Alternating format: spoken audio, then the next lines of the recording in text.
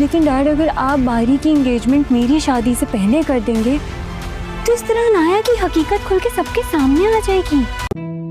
میں سوچ رہا تھا کہ ہماری شادی کو کتنا ٹائم ہو گیا, میں لیزا کو کہیں لے کے ہی نہیں گیا کمانے کے لیے. میں نے اس سے وعدہ بھی کیا تھا کہ میں اس کو پاکستان ٹور پہ لے کے جاؤں گا. پریشا میں تم سے شادی کرنا چاہتا ہوں.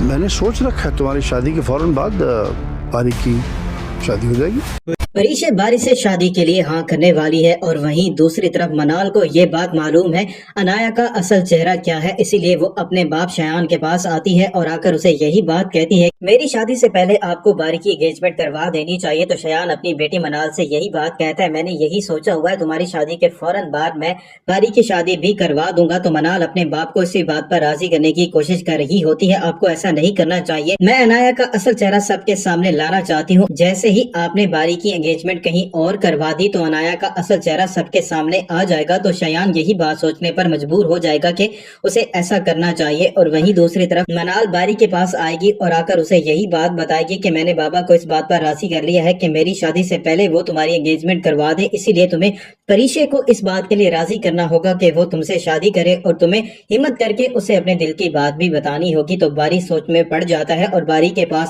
اب کوئی اور دوسرا راستہ بھی نہیں ہوتا کیونکہ باری نہیں چاہتا کہ آخری وقت میں انایا اس کے گلے پڑ جائے. اسی لیے وہ ہمت کر کے پریشے سے اپنے دل کی بات کہتا ہے اور اسے یہی بات کہتا ہے میں آپ کو کافی دیر سے پسند کرتا ہوں اور میں آپ سے شادی کرنا چاہتا ہوں.